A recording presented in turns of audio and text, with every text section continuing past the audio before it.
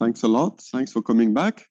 So we will continue the discussion. So today I will go a little bit more technical, and I will mostly actually discuss X and electric measurement. So this is a quick outline. So I will continue actually what I couldn't cover yesterday. So general physics discussion, physics overview. And then indeed we will discuss X physics, mostly at FCC-ee, a few slides also for X at FCC-hh, and then we will discuss electric physics and its use for indirect sensitivity to new physics. Right? So yeah, let's continue from yesterday. So we spent some time yesterday discussing this 4 energy point run, at the Z at 90 GeV to study the Z line shape, QCD, flavor measurement, rare decays, and dark sector. Something that I will discuss in more details tomorrow. Then there is also the run at, let's say, 160 GeV to produce a pairs of W, about 10 to the 8 of them. And this will be useful to measure the mass of the W width, and then also to do some flavor measurement, in particular, increasing the sensitivity to VCB, which is a crucial element of the CK matrix, to normalize all this angle, right? And then, of course, there is this run at 240 GeV to study the X coupling, the X mass, the X width, etc. Right? And then, it's an upgrade of the machine. This time, I have discussed yesterday, you can use basically the same accelerator, the same RF system between 90 GeV and 240 GeV, but then to go to the TT bar threshold in order to produce the pairs of top quark, then you need to change your RF cavities, right? And then in this case, you will have actually a threshold scan, to study the start of the production of the TT bar threshold that give you sensitivity in particular to the top electric coupling, to the top mass, etc.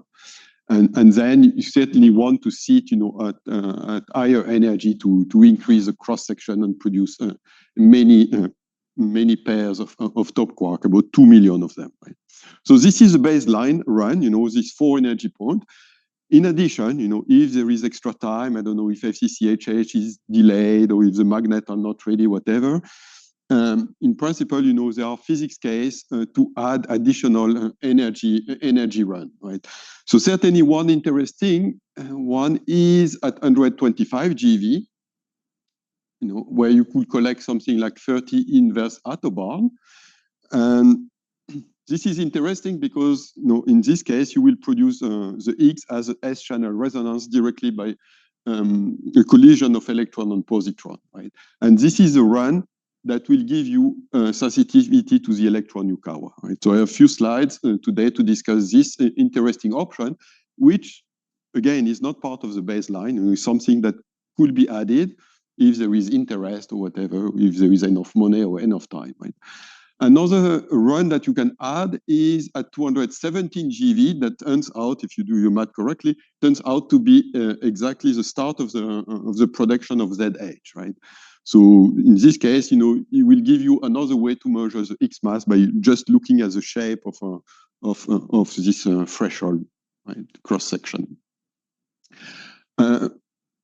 So the sensitivity that you will gain on the X mass from running at 217 is actually lower than the one at 240, simply because you have much fewer events, but it's just a complementary measurement, with different systematics, etc. So it's always good to be able to measure the same thing in 2 different ways. Right? And then there is also these runs below the Z energy, right? Something between 40 GeV or 60 GeV. I mean, you can also have a scan of energy there. And that will be actually useful to do some QCD precision studies, in particular in the non-perturbative regime. Right? So this is a point which is still under exploration. I mean, there are people that are coming up with fresh ideas and how to really exploit those measurements to improve the QCD knowledge, the fragmentation function for the quark and the gluon in particular, right? But this is again an opportunity, right? So this is for what concerns collider physics, right? That's what we are all excited about. But of course, there are people outside collider physics, that wants to question actually the need for these big machines, right? In particular, the photon science people, right? And actually, FCC-ee, right, is the FCC facility, actually can be used differently, right, in non-collider option. For instance, you can use the electron from the injector for beam dump experiment, or you can extract the electron beam from the booster, or you can reuse the synchrotron radiation photons to really use FCC-ee as a light source. So this is a program that, that has been explored very recently. I mean, I think there were a first workshop at CERN last November to really discuss those other science opportunities.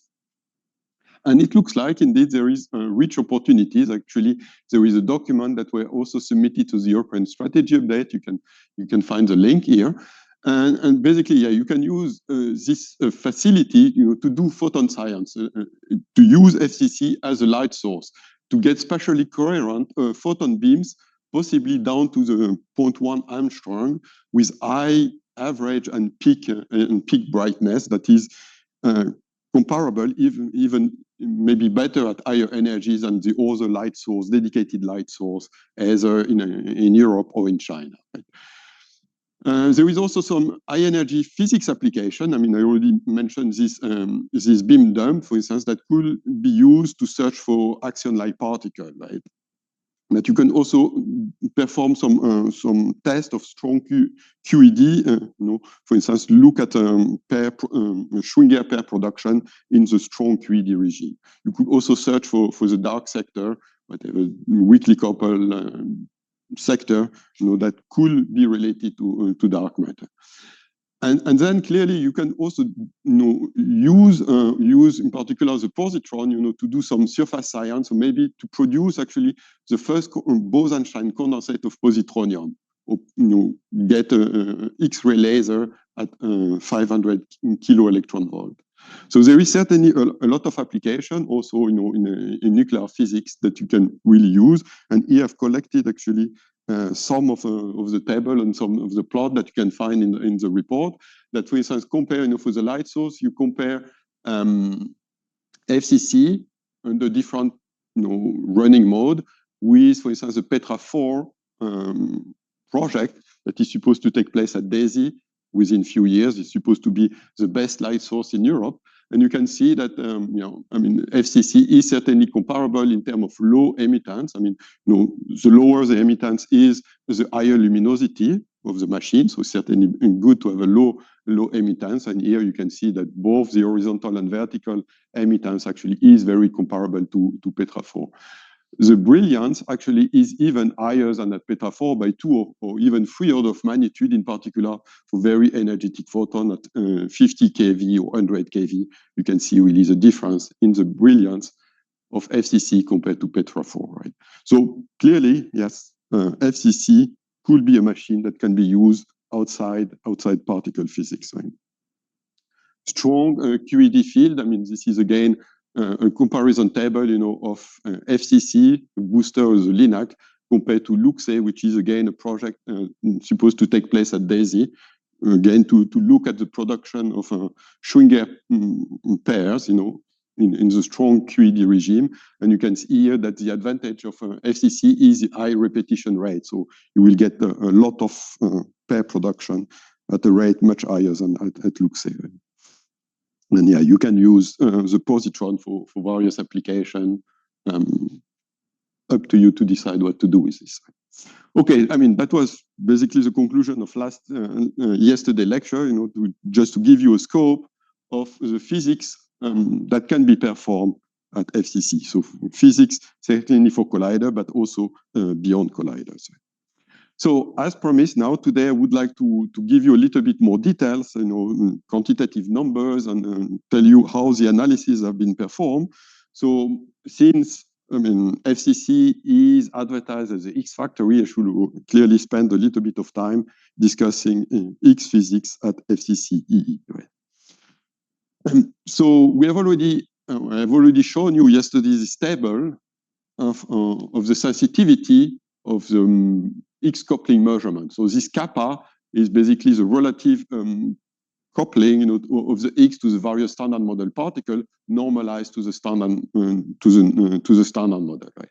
So kappa is equal to 1 in the standard model, and you want to know to which sensitivity you will measure some deviation away from 1. Right? So this table shows indeed the projection of high luminosity LHC.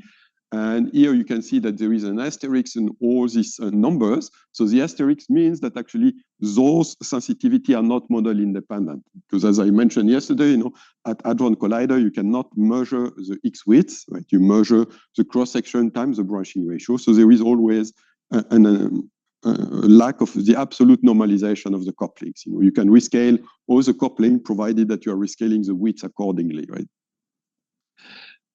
So if you really want to put a bound on the coupling, then you need to make assumptions. So for instance, you make the assumption that there is no coupling in particular to the vector boson that are larger than 1 or something like that. And then in this case, you get an upper bound on the coupling, and this is enough, let's say, to get rid of this flat direction that exists in the fit, right?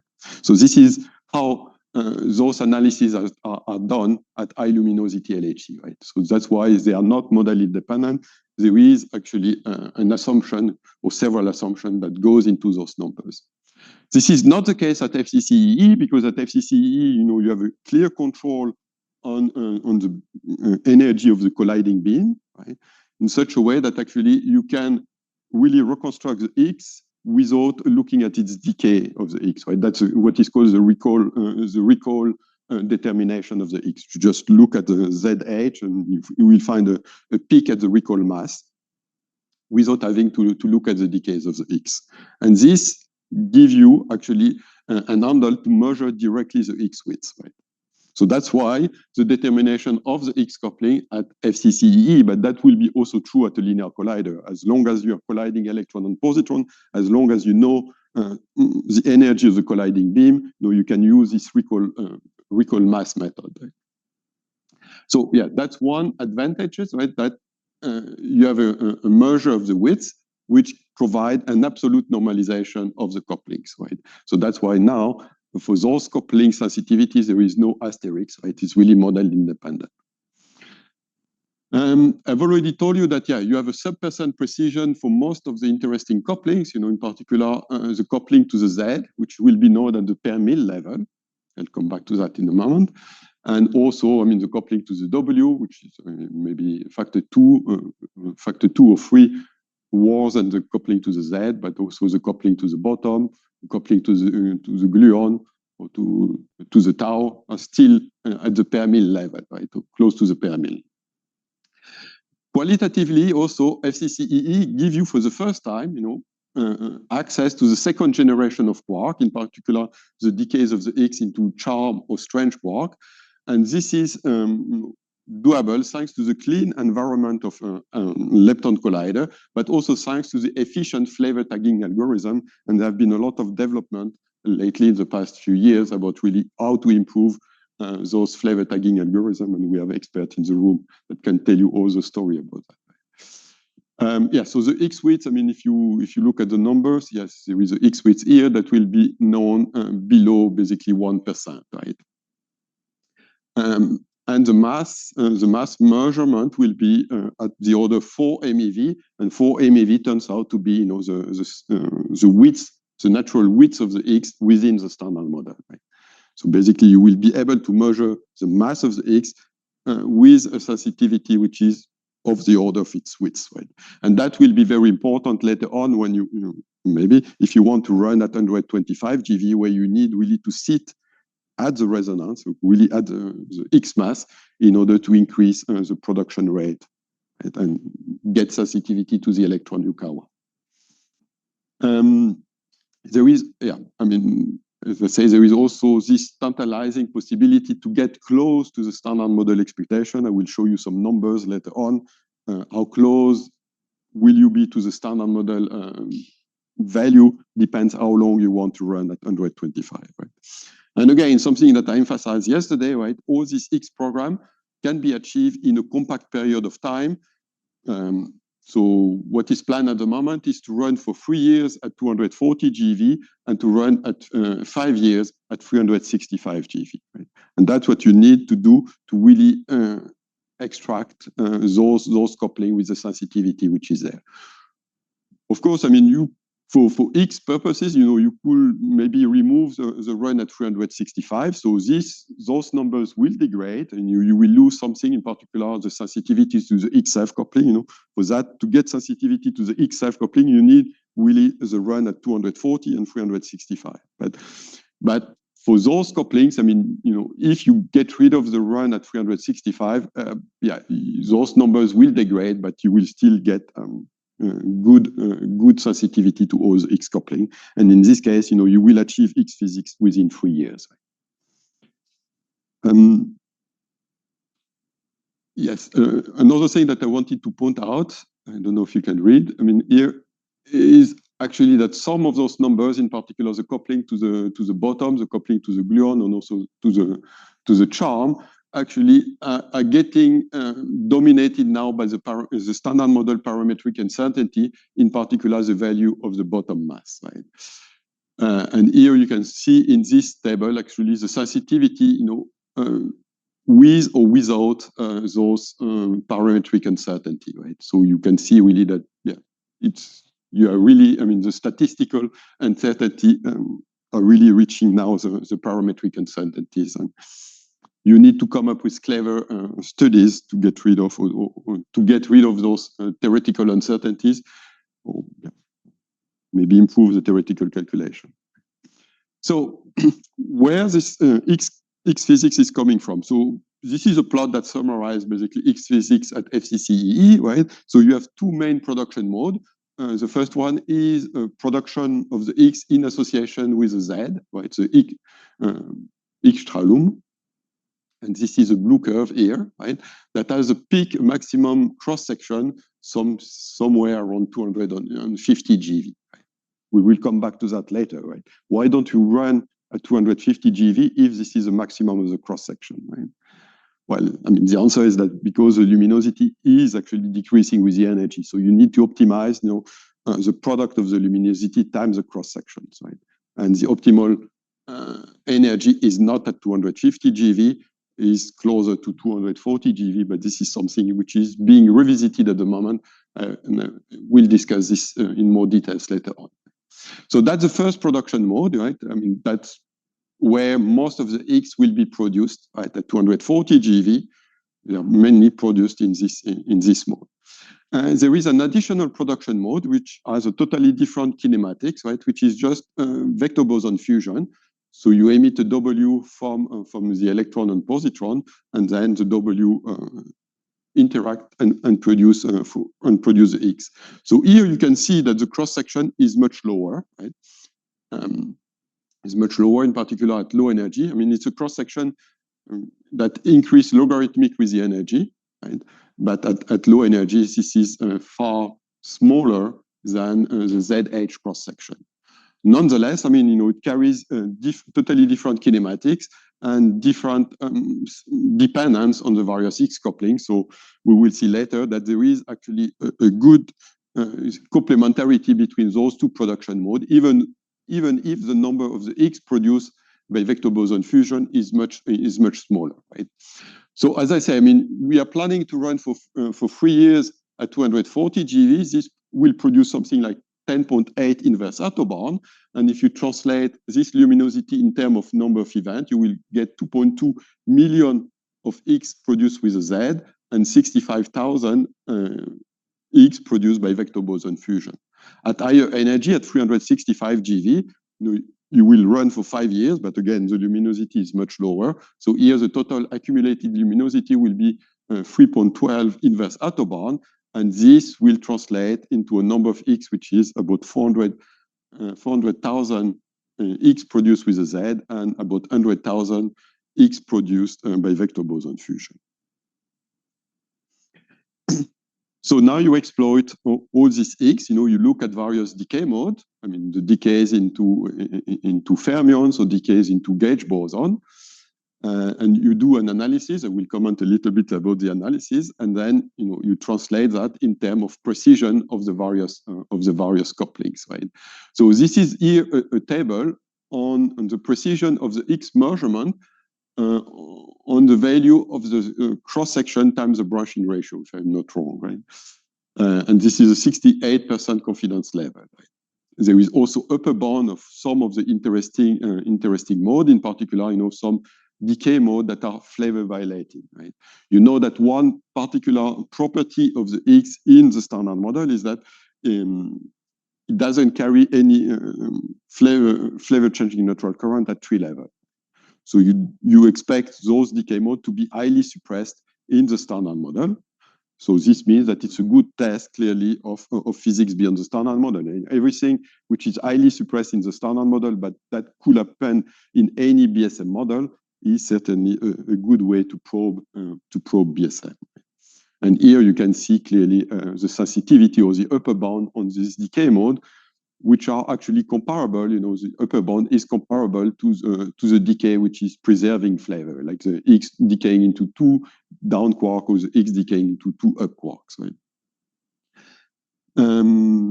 What else did I want to say? Yeah, there are still analyses that are going on, in particular analysis at 365 GeV, right? The analysis for the X decaying into 2 taus or into pairs of AV gauge boson. Those numbers haven't been really updated. I mean, they use some former analysis that have been done 5 or 6 years ago in the context of the CDR, and they have just been rescaled, by the new luminosity. But clearly, there is some work going on at the moment to get updated numbers there.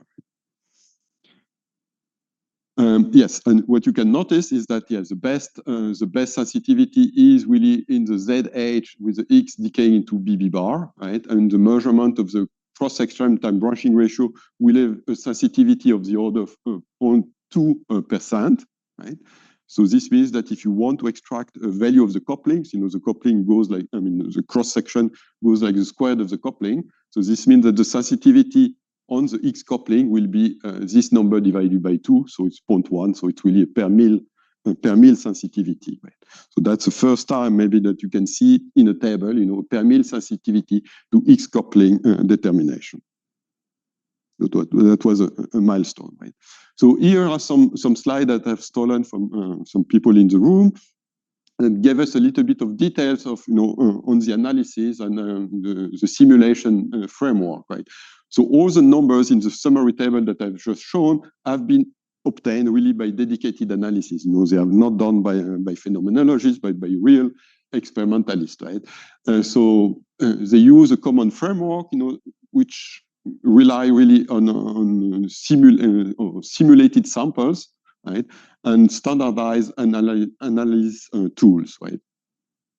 So the event generation and simulation tools basically rely on some generic Monte Carlo generators, without PTR and PTR6 and PTR8. Detector simulation use sometimes, mostly fast simulation with DELFS, with some hypothetical detectors, IDEA detector with a 2 Tesla solenoid and a drift chamber.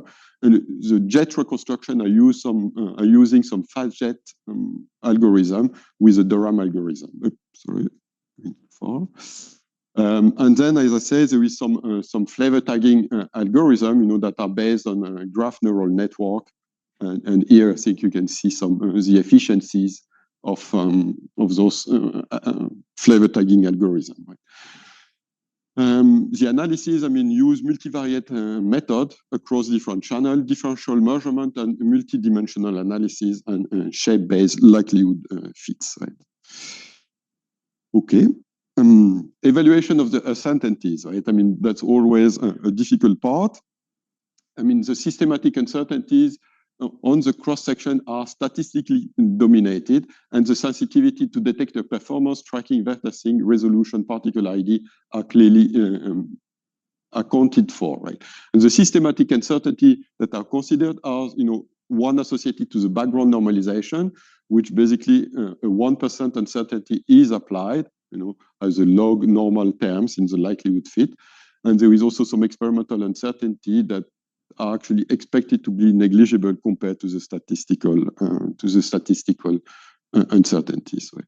There is the absolute luminosity measurement, which is determined in principle by low angle Baba scattering, and also by E plus E minus going to 2 photons or even 2 muons, right? Which in principle, is enough to really to perform this X analysis.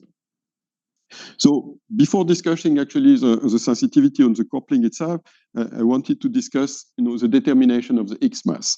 So today, the uncertainty on the X mass is of the order 150 MeV, right? Which is already remarkable. It's a per mil precision compared to its mass, right? So it's really a remarkable achievement. At high luminosity LHC, you expect almost one order of magnitude improvement. And then you want to bring down this 20 MeV down to 4 MeV at FCC-ee, right? And I say 4 MeV is really an important milestone, right? Because it's a natural width of the X, right? And I think it's really essential to control the mass at the level of the width, right? So how this determination is made, you use tight selection of the ZH event, when the Z decay into leptons, right, to really rely on the recall mass. So the lepton could be electron or muon. And then the sensitivity is mostly driven actually by the run at 240 GeV, where basically you have the largest data sample, right?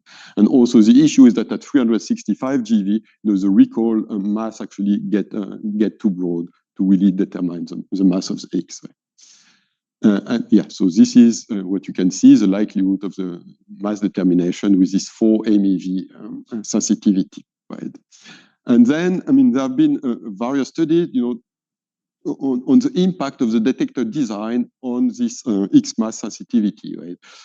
For instance, people have tried to vary a little bit the magnetic field, or to change the tracker, to go to, I don't know, to drift chamber to silicon tracker and this kind of things. And here, this has been quantified at the statistical level, but also included some systematic effect, right? And you can see here in this table all this effect reported. And the conclusion is that, yeah, there is robust prospect really to reach and even to go below the natural 4 MeV limit, which is set by the standard model X width. One point is about the systematic uncertainty, on center of mass energy, which is assumed, in those analyses, it's assumed to be taken of the order of 2 MeV, even though in principle, we can go a little bit, we can do a little bit better, in particular using the Z gamma radiative events, right? Probably up to 1 MeV. So maybe there is still room for improvement, but at the level of the FSR, we wanted to have some robust numbers. This is certainly a robust number that you can use. So now the ZH cross-section, right?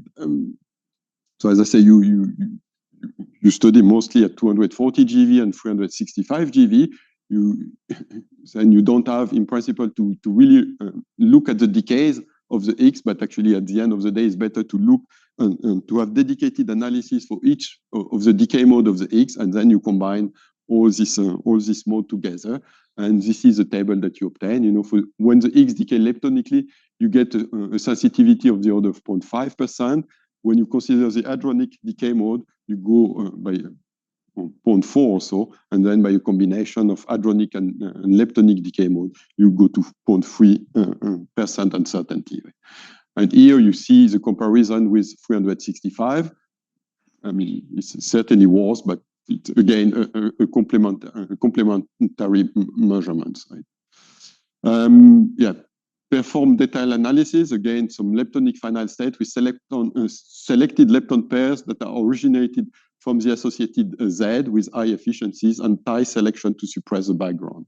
For the hadronic final state, it's a little bit more challenging, clearly due to the overlapping multi-jet X decays, and also the poor hadronic resolution versus the leptonic. Nonetheless, you can see here that at the end of the day, you are even doing better of the hadronic compared to the leptonic mode. Yes. So for the leptonic channel, I don't know, the single event selection to tag the associated Z boson in a model-independent way. So you really identify the two tight opposite sign lepton as an electron or muon. You perform a selection using kinematic of the lepton only, no event variables, like missing energy. And then you use a BDT on this variable to further suppress the background. And again, the combined uncertainty is of the order of 0.5, at 240 GeV, right? And here you can see, for instance, yes, the selection efficiencies at the various beams, right? The average of efficiency is of the order of 70%. For the hadronic mode, yeah, okay, you try different clustering per event, event inclusive, exclusive, and then you select again the pairs of jet among all the pair combination. Right? What else do I want to say? I mean, I'm not an expert clearly on those analysis, but there are people in the room that can give you details if you have any particular questions. So this is a table at the end of the day that shows, I mean, the interesting sensitivity in the hadronic mode. And, the hadronic mode are interesting at the end of the day because they are really representing about 80% of all the decays, in the standard model. So clearly the dominant one is the decays into a pairs of big quark, with a branching ratio of the order of 60%. But even, the decays into charm quark is still 3%, of the event. Even, so that's why, I mean, you certainly want to have sensitivity on all these things, right? And if you look at those tables, I mean, the conclusion, the main conclusion is that you have solid measurement in the second generation couplings, right? I mean, the determination of the X decay to charm and strange will reach really standard model sensitivity. And there is also interesting prospect for the first generation and FCNC decays, right? So you are still far away, let's say, from the standard model sensitivity. Yesterday I motivated all this measurement by stability of matter that we want to determine the up and down Yukawa couplings. So this won't be possible. I mean, here the branching ratio for the X decays in the standard model is of the order of 10 to minus 7, and here you will get a sensitivity of the order of 10 to minus 3.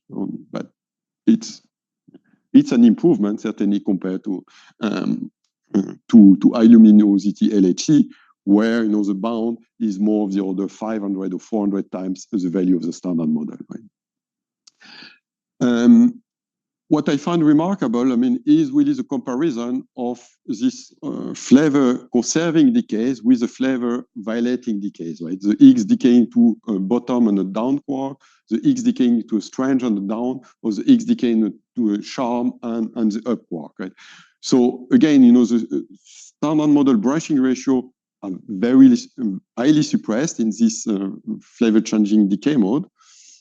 But I would say this is an accident. I mean, it's really an accident in the standard model that the X doesn't mediate any flavor changing neutral current. It's due to the fact that the Yukawa interaction are the only source, of the mass of the quarks, right? It's only a dimension 4 Yukawa interaction that you write in your Lagrangian. While the mass, I mean, in principle, the mass of the up quark could originate from many other sources, right? I mean, for instance, you could add a dimension 6 interaction, dimension 6 Yukawa interaction, dimension 8, whatever. And as soon as you add those dimension 6, dimension 8, then you don't have an alignment of the mass and the Yukawa after electric symmetry breaking, right? So this means that in this case, you will generate actually a flavor changing neutral current at 3 level mediated by the X, right?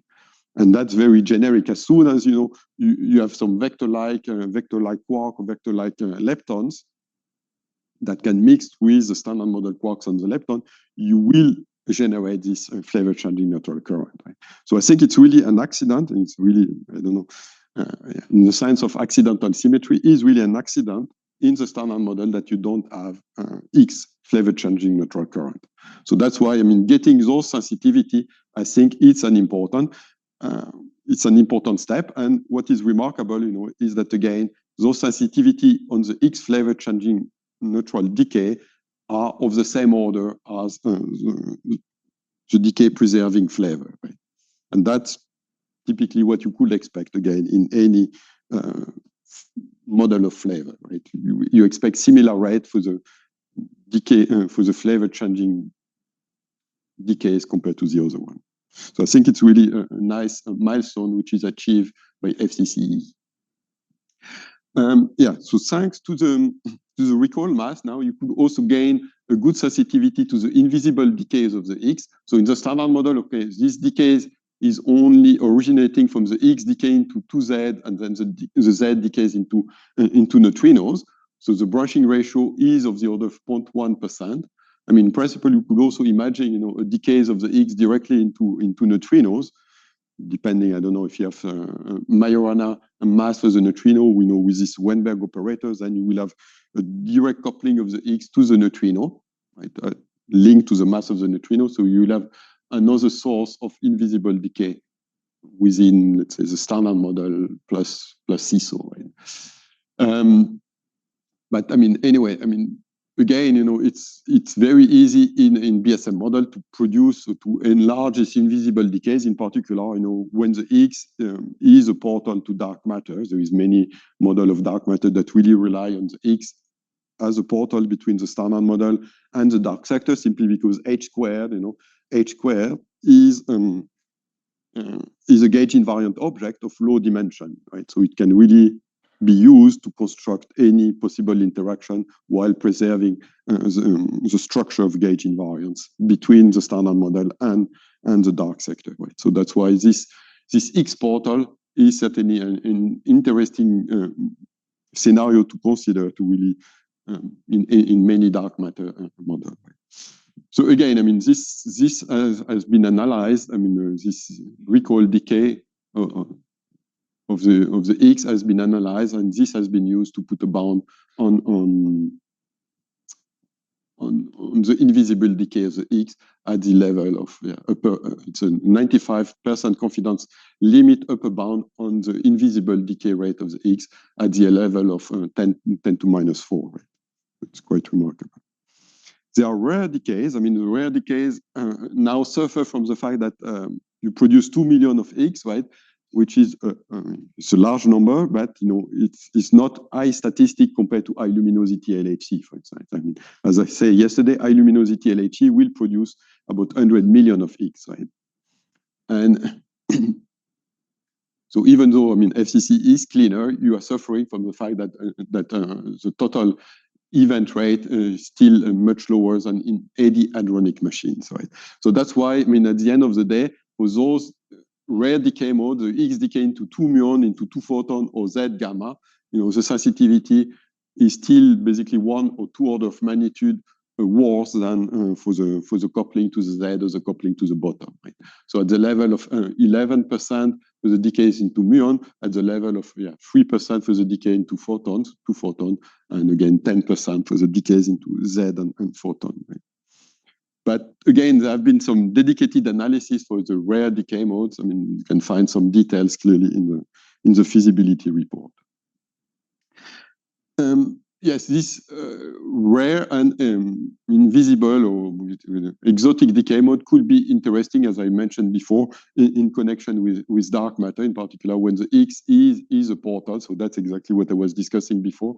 Forgot about this slide. Yes, so you know, you construct a gauge invariant object out of the X at H squared, and then since it's gauge invariant, it can couple to any operators of the dark sector, right? So in this case, I mean, the dark sector is just a scalar field, a standard model neutral scalar field, you know, and you can couple it that way to the X boson. So you have a mixing between the scalars and the X, and this will induce, you know, this mixing will induce an invisible decay of the X, in particular the X decay into two scalars, right? I mean, dark scalars, right? And here you can see basically, yes, in this parameter space of this model, you can really translate basically this invisible analysis of the X decay into a constraint on the mixing between the X and the scalars as a function of the mass also of these scalars. So it's very concrete BSM analysis, right? Direct searches of BSM, in the sense that BSM is not in that case sitting at very high energy, but it's just, you know, weakly coupled and at low energy, right? So FCC is also sensitive to this intensity frontier BSM models. So now let me come back again now to the discussion of the X coupling. So I already mentioned this complementarity between 240 GeV and 365 GeV, right? You have fewer events at 365, but I want to say that really they provide additional information. In particular, here you can see the improvement, factor when you are combining the two runs, right? So this is improvement factor in the determination of what we call kappa lambda. So it's the XF couplings, again normalized to 1 in the standard model. So if you run only at 240 GeV, you have no sensitivity at all to the XF coupling. And I will mention the determination of the XF coupling in a moment. But if you now include a run at 365, then you are able basically to disentangle, at the quantum level, what is a modification due to the XF coupling from what is due to a modification of the X coupling to the Z, right? Because the two contributions behave differently as a function of the energy. So if you run at two different energy, then you can separate the two deformation, basically. So that's why here, you have an infinite improvement by combining the run at 240 GeV compared to the run at 365. But the improvement is also there, for the other couplings. I mean, for instance, there is a factor 3 improvement in the determination of the coupling to the W, 0.5, so 50% improvement in the determination of the coupling to the bottom, etc., etc. So these are plots that were produced, for the previous European strategy, right? So those plots hopefully will be updated. I don't know, in the new briefing book. I don't know, haven't looked at it yet.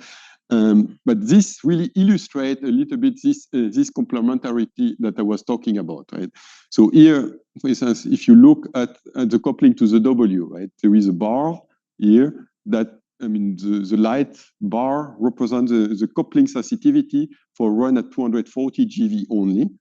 And then the dark blue give you the sensitivity when you include also the run at 365 GeV. And here clearly you can see the dramatic improvement, right? From 1.2%, you go to 0.3% also. Right? So again, those plots have been done with the previous luminosity, so the numbers will change a little bit, but the full picture won't change dramatically. Then there is also this complementarity between FCC-ee and high luminosity LHE, and this is particularly true again if you look at the rare decay mode.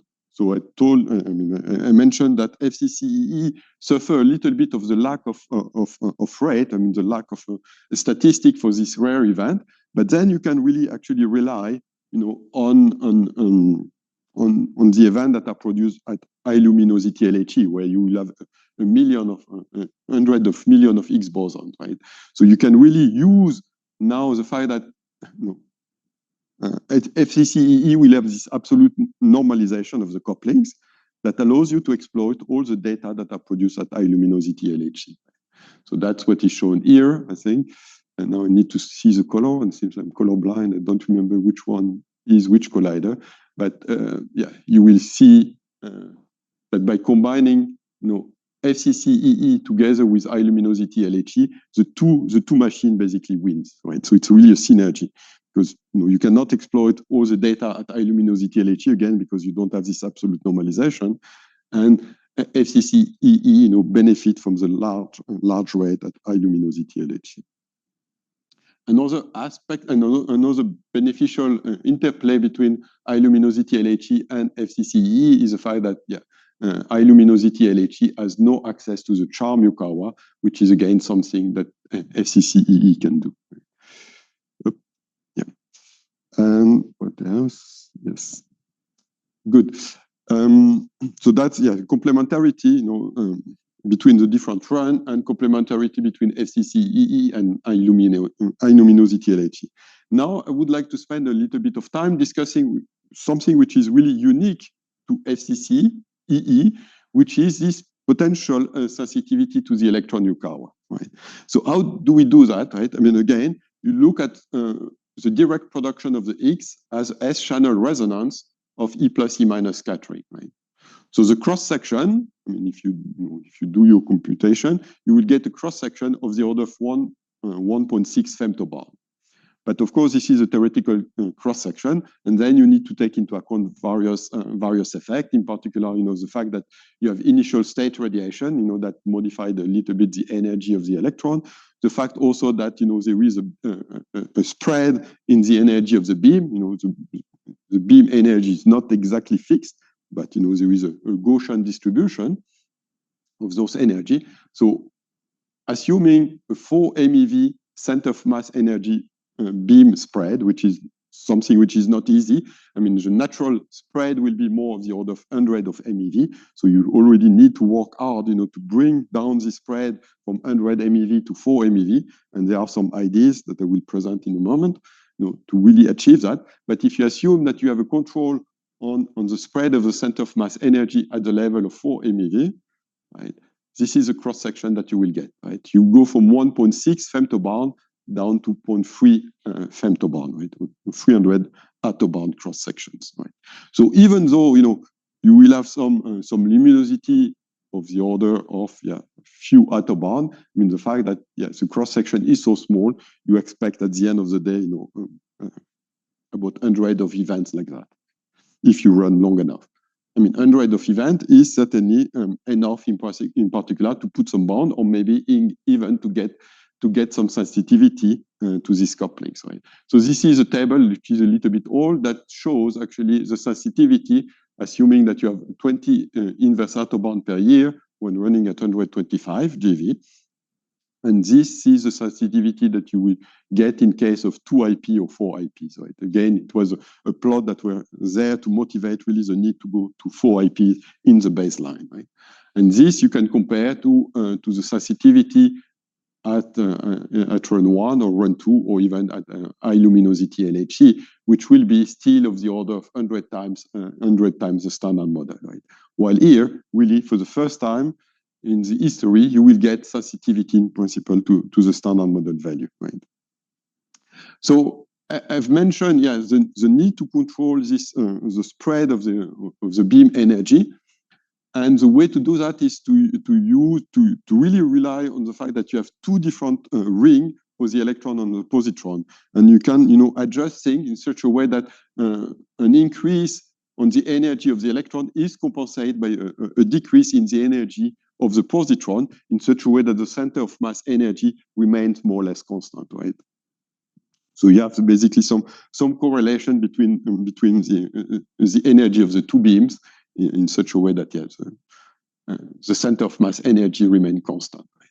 And that's something which is under intense studies, also at the experimental level, to know whether or not you can really achieve this monochromatization at the level of 4 MeV that you will need to do that.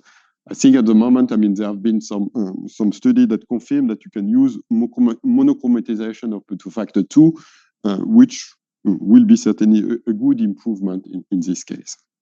So this is, the way you produce the X, but how do you observe the X? I mean, how do you reconstruct the X that are produced by in the S channel?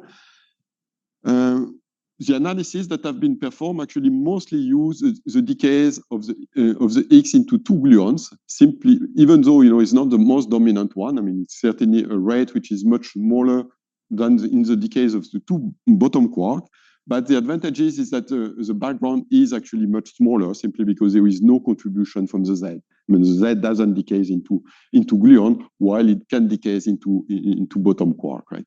So if you compare now the signal over the background, it looks like it's more advantageous to really look at the gluon decay mode of the X, right? And that's a plot that shows, in particular, the sensitivity to the standard model value as a function of the luminosity and as a function of the beam spread. I mean, it depends how much really you can control the beam spread, right? And this shows you exactly the evolution of the sensitivity, by increasing or decreasing the luminosity, or by adding some IPs. Again, it was a plot, to make the case really that we need 4 IPs. So the conclusion is that, you can reach 4 or 5 sigma sensitivity with 4 IPs if you run for 4 years at 125 GeV, right? So it's an analysis that will take time, I don't know if it's worth it.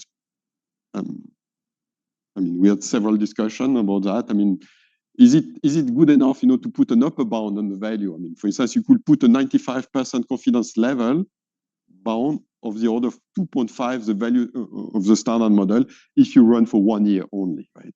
So what takes time is really, to read, I mean, to go asymptotically close to the standard model value, right? So at this point, I mean, it will be really a strategic decision to take, I mean, maybe in a few years from now, whether you want really to devote several years of the program to reach a standard model sensitivity or not. But clearly, I mean, the point is that there will be a dramatic improvement compared to the existing bound, or even the bound that will exist at the end of high luminosity LHC. This is maybe not the end of the story. I mean, again, these were an analysis that were done, at the phenomenological level. I mean, certainly you need to put more, more scrutiny in it. I mean, do some simulation of your detectors. And to my mind, I mean, clearly we also need to consider additional decay mode.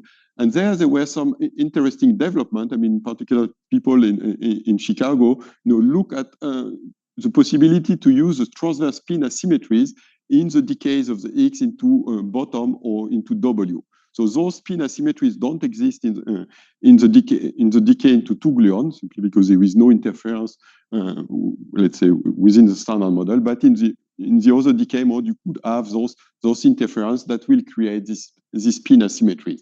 And then really exploiting this spin asymmetry actually improve the sensitivity by a factor up to 5, 6, or even 10, I think, for some of the decay mode, depending a little bit on your cuts, on the angles, etc. So just to say that there is certainly new ideas that you can come up with to improve those projections, right? And you have 20 years to really come up with new ideas to really exploit this potential. I mean, really, what I want to insist is that FCC-ee is the only machine that has this potential, that has enough statistic really to make this analysis feasible. Good. So I wouldn't want to talk about the X without mentioning, of course, the X self-coupling, because that was a long time debate between linear collider and circular collider. The way you usually extract the X self-coupling is by looking at pair production of the X. I mean, that's exactly how it is done at the LHC. You look at the production of 2 X at the same time at Hadron Collider. So like these diagrams, I mean, gluon fusion produce the X, and then the X split into 2 X's, and this process give you what is called direct, whatever direct means. I mean, it's a 3-level sensitivity, let's say, to the X self-couplings, right? And clearly, if you want to do the same at the E plus E minus collider, right, you will rely on ZHH productions, right?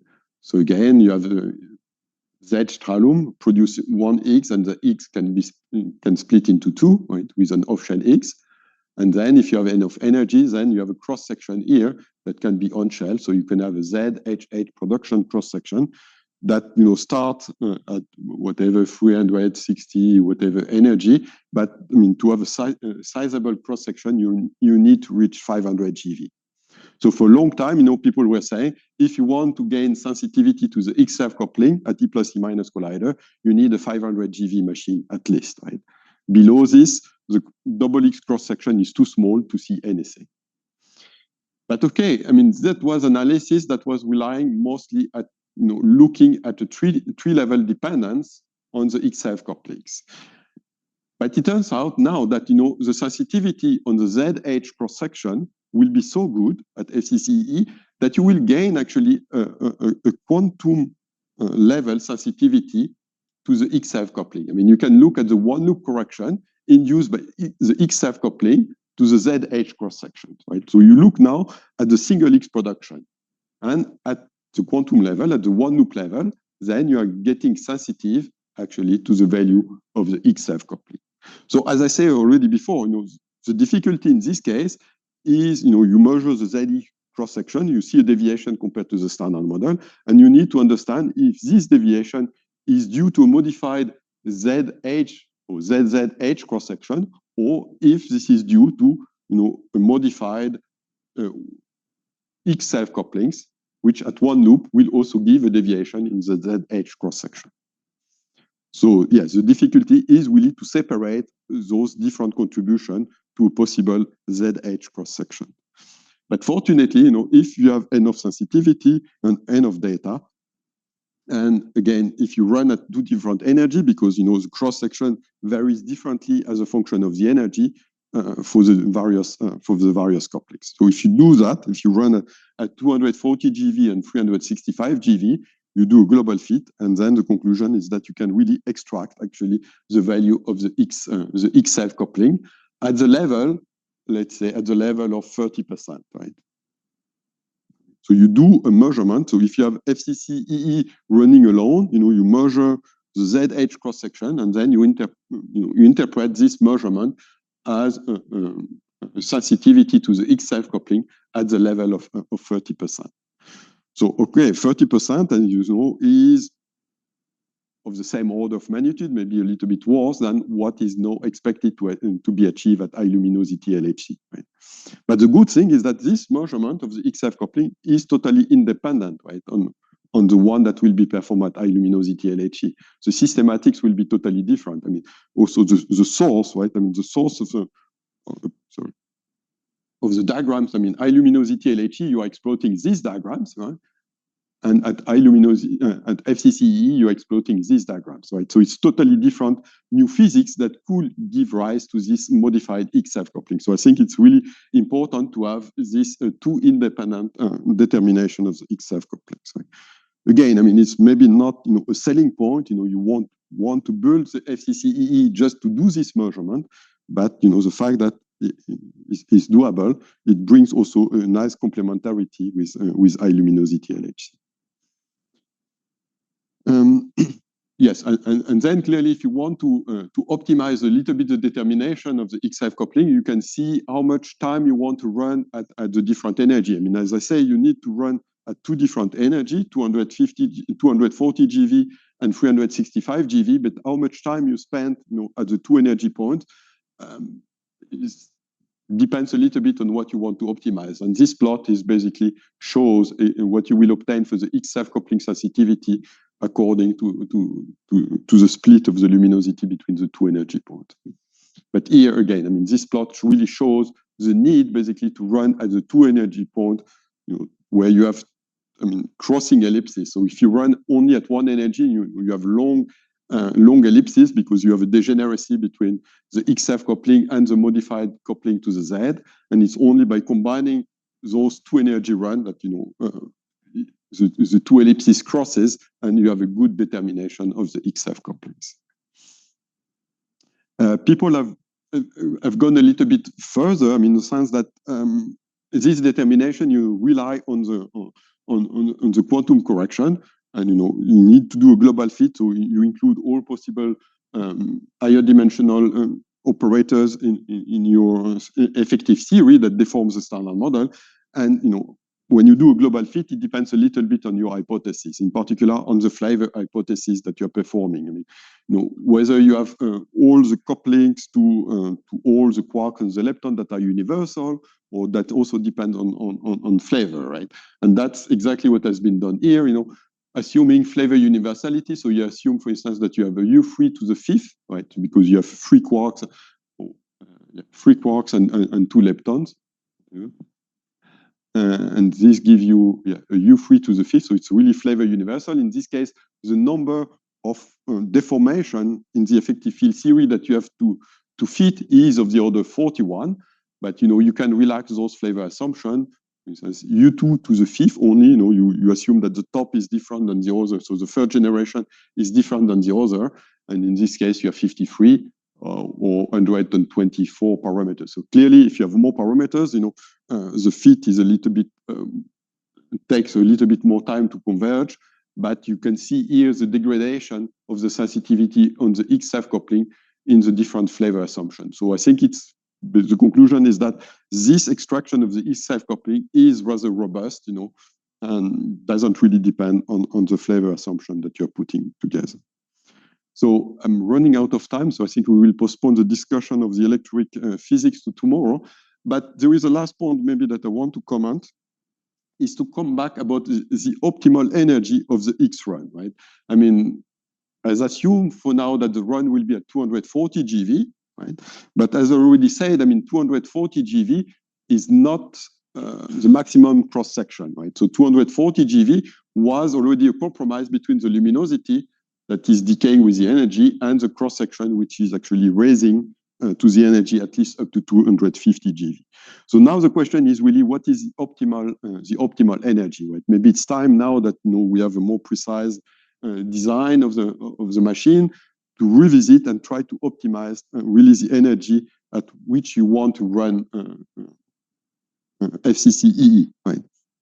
And this is also important for various considerations, because if you can run at 230 GeV instead of 240 GeV, you can save some RF system, you don't have to add so many cavities, so the straight section could be a little bit shorter.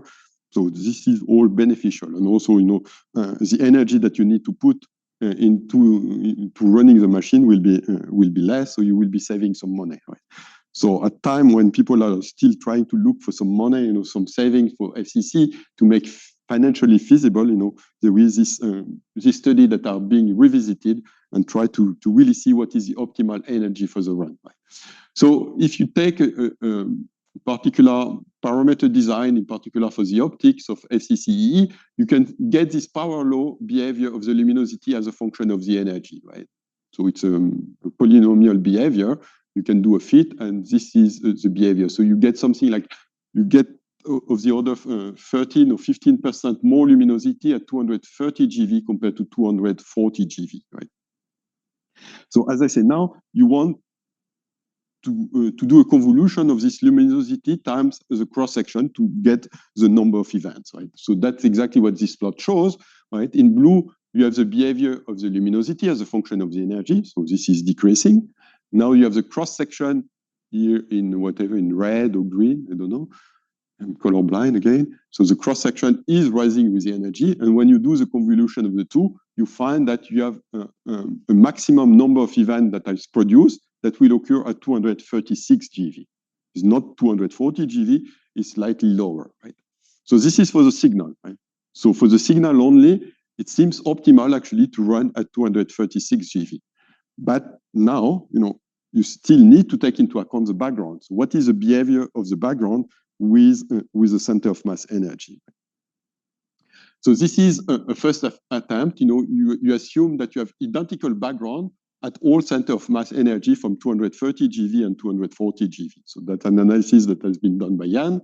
And not surprisingly, if you assume that the background remains constant, then the optimal energy, for the analysis will be at an energy where you have the maximum number of X bosons. So again, you have the maximum at 236 GeV, and here you can see the sensitivity, at 230 GeV, at 236, and 240 GeV. So you have a few % variation when you change the energy, right? So if there is, if it's optimal, for other consideration than physics, we can afford to lose maybe 2% sensitivity in the determination of those couplings, right? Not a big deal. But again, that was assuming that all the background remains flat with the energy, right? Which, okay, is not really reality. So in reality, you need to take into account the behavior of the background as a function of the center of mass energy. So what are the background that are really entering into the analysis of the X coupling determination? The dominant one is actually the di-fermion background, which is originating from the Z or the photon exchange like that. And this is the behavior. Again, the behavior of the cross-section is actually decreasing steeply with the energy in such a way that at 230 GeV compared to 240 GeV, you have a 26% increase of the cross-sections, or even the increase on the number of events, right? When you convolute again with luminosity. Another important background is diboson production, either 2Ws or 2Z in the next slide. And here again, you can see the behavior of the background as a function of the center of mass energy, right? So WW and ZZ, right? Again, about 20% more background at 230 GeV compared to 240 GeV. Well, maybe I can skip that. So now you are ready, now that you know how the signal behave and how the background behave, you're ready to repeat the analysis, right? And see actually what is the evolution of the cross-section determination, right, as a function of the center of mass energy. And now, because of the fact that the background actually are increasing with lower energy, actually, the minimum at 236 GeV disappear, and it is indeed more advantageous to run at higher energy, at 240 GeV, or even probably a little bit higher than 240 GeV. So maybe we will go to 246 GeV, 233, 240 to 245. I don't know. This is analyzed at the moment. Right? Yeah, one slide that I skip is the other VBF signal, right? I mean, the VBF signal is also in that case increasing rapidly with the energy, because of this logarithmic growth of the cross sections. Right? So again, I mean, both for ZH and for WW is actually more advantageous to run at higher energies. Right? So yeah, that's a conclusion. For physics point of view, so despite the fact that the true luminosity at 230 GeV is 15% higher than at 240 GeV, the effective luminosity, the one that you will like to compare when you extract sensitivity on the X coupling, actually it turns out to be lower by 20% or 30% when you want to determine the cross sections. Right? So effectively, it's much advantageous for the physics to run at higher energy rather than 230 GeV, like for instance, like LEP3, right? That was a conclusion from the physics point of view. Then we went back and discussed, with the accelerator expert, and the conclusion, that is for the machine point of view is also advantageous actually to run at higher energy. So that was a little bit counterintuitive because the naive things will be that you will be saving some RF cavities, by lowering the energy. You need less. You need 10 cryo model less, and also some RF power system. So you will be saving 30 million Swiss francs on the RF side. But actually, you need to increase the power in your cavities, and this could potentially translate into beam instabilities. Right? So at the end of the day, the machine people concluded that it's also safer to run at 240 GeV compared to 230 GeV for FCC-ee. Right? So yeah, that's the conclusion of X analysis. And I think I'll stop here. Okay, thanks. Okay, thank you very much, Christophe. Floor is open for discussion, please. So thanks for this very comprehensive talk. I first have a question about the Higgs self-coupling measurement. Yes. So even though you have many fewer events for the vector boson fusion channel, you could actually produce 2 Higgs on shell in the final state with that. So do we ever consider doing the Higgs self-coupling with that final state? Yeah, so you have this in the same diagram where you just have 2 Higgs off of the VBF Higgs. So here you have WWXX, right? Yeah, so the phase space is much more open, even if the probability is smaller. The threshold is lower, but I mean the cross section is actually much lower. And I mean my recollection is that there is no sensitivity basically in this. Okay. So the only way that you can do it is with the loop. Yeah. Okay. And then another quick question. You had mentioned in the very beginning the idea of doing the threshold run of HZ production. Yeah, 217. Yeah, that's right. So would you expect to get a big improvement on the width after doing the on-shell production, or just doing the ZH at 240, or is there any reason we would really consider that seriously as a run? I mean, I think the motivation will be just to do some complementary measurement. I mean, I don't think the sensitivity is comparable to the one that you obtain at 240, but again, is different systematic, so it's good to have a redundant measurement. It's not something that you will push clearly on the baseline plan, but if you have extra time, why? Yeah, so how many years would be projected for the... I don't think it's so much. I mean, okay. Yeah, I mean, the order of 1 year, maybe. I mean, if it's fewer than 4, I would say to you Yukawa couplings instead. Thanks. Yeah. We see.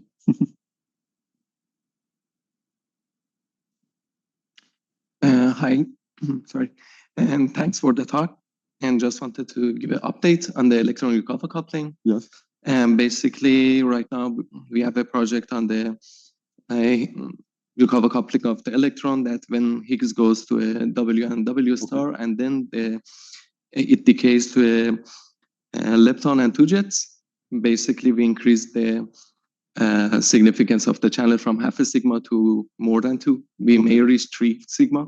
Okay. So that's one. And the other thing is that based on the new models that we're developing for FCC-hh, it may be applicable to FCC-ee jet tagging infrastructure as well. And we may even get a better significance for the Higgs to JJ, Higgs to Gluon and Higgs to BB bar. So maybe in the future, we may be able to reach the significance that we want in 1 year or 2 year rather than 4 years. Just wanted to give an update on that. That's great development. I mean, and I think those numbers assume a beam spread of the order 4 MeV still, right? Or, yes, we're doing everything with a bit. So. Yes.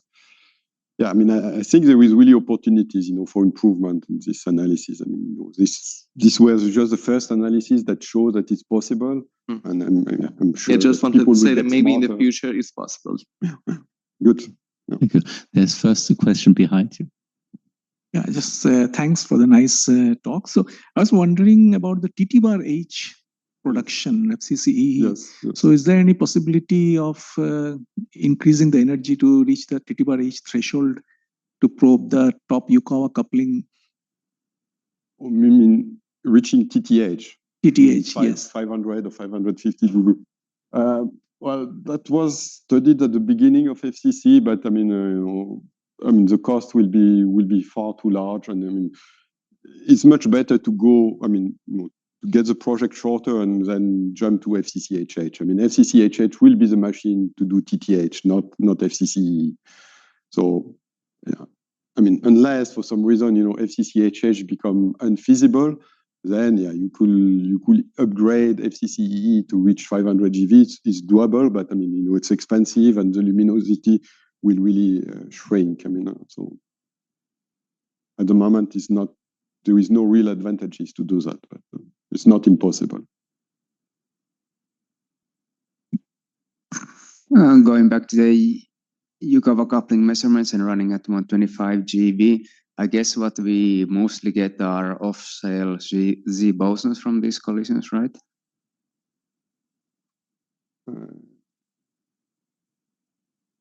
Or what do we, because quite rarely in Bunce crossings we'll get E to Higgs. So what? So which run are you talking about? So 125? Or? Yes. Yes. So what? Yeah. I mean, you look at E plus E minus goes to X, right? And then the X could decays into. No, but very rarely E plus E minus goes to X. So then I guess we get mostly offset Z bosons. Yes, okay, we can look at the background that were considered. Where is it here? So you can see the background. Yeah, so the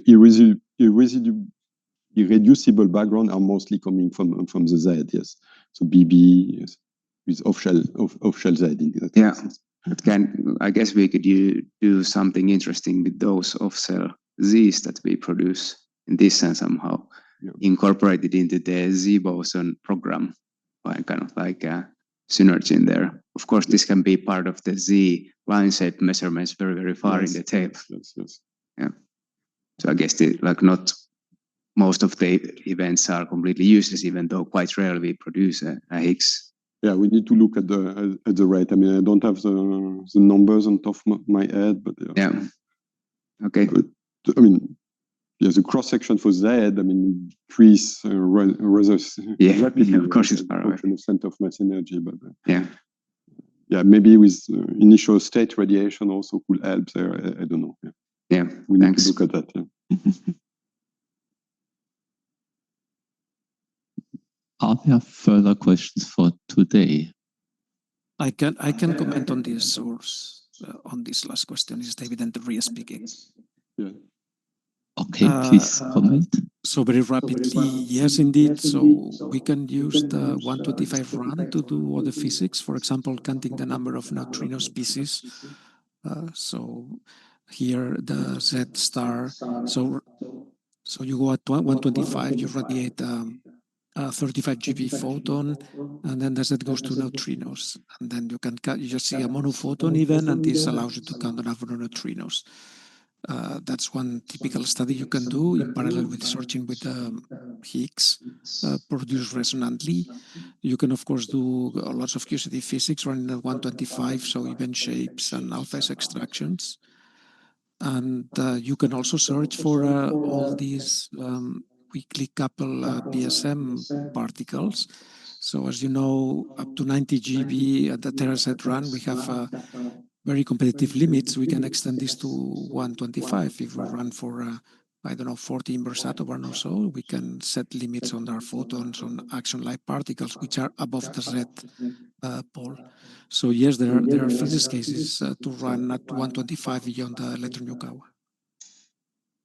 Yeah, that's something that we need to document more, clearly, because everybody is always asking, well, is it the only thing that you can do when you run at 125? The determination of the Yukawa. And then people are always debating whether it's worth it or not. But clearly, yeah, if you can show that there is also other physics interest of this run, I think the SPC will be ready to to include this run in the baseline. Right? Okay, so then as the last question for today, we take Matthew. Thanks very much, Christophe.